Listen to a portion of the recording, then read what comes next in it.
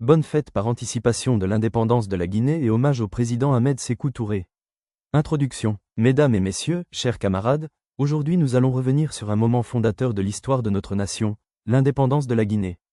Nous parlerons de son évolution depuis 1958 jusqu'à nos jours, et nous rendrons un hommage à l'un des artisans de cette indépendance, le feu président Ahmed Sékou Touré. 1. La quête de l'indépendance. Après plusieurs décennies de colonisation française, la Guinée, comme d'autres pays africains, a été confrontée à la question de son avenir. En 1958, le général Charles de Gaulle propose un référendum, rester dans la communauté française ou accéder à l'indépendance immédiate. La Guinée, sous la voix de Ahmed Sékou Touré, prononce le fameux « Nous préférons la liberté dans la pauvreté à la richesse dans l'esclavage ». Le 28 septembre 1958, le peuple guinéen vote massivement pour le non, marquant ainsi son désir d'indépendance.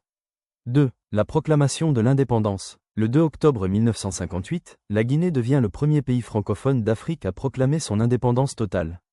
Cette décision courageuse entraîne la rupture immédiate avec la France, qui retire brutalement son administration, ses cadres et ses moyens techniques. Mais malgré les difficultés, le peuple guinéen se lève avec dignité et fierté. 3. La Guinée sous Sékou Touré, 1958 à 1984, Ahmed Sékou Touré, premier président de la République, met en place une politique de souveraineté nationale et d'unité africaine. Il défend l'idée du panafricanisme et collabore avec de grands leaders comme Kwame Nkrumah du Ghana.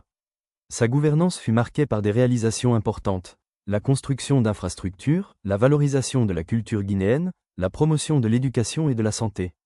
Mais aussi par des périodes difficiles, gestion autoritaire, répression des opposants et isolement international. 4. Après Sékou Touré, 1984 nos jours, après sa disparition le 26 mars 1984, la Guinée connaît des régimes successifs avec des hauts et des bas. Le pays traverse des périodes de transition, des bouleversements politiques, mais aussi des ouvertures démocratiques. Aujourd'hui, la Guinée poursuit encore son chemin vers la stabilité, le développement économique et la consolidation de son unité nationale. 5. Hommage à Ahmed Sékou Touré. Ahmed Sékou Touré restera dans l'histoire comme le père fondateur de l'indépendance guinéenne. Son courage a inspiré toute l'Afrique et a montré que même un petit pays pouvait défier une grande puissance coloniale. Il a donné au peuple guinéen la fierté de décider par lui-même de son destin.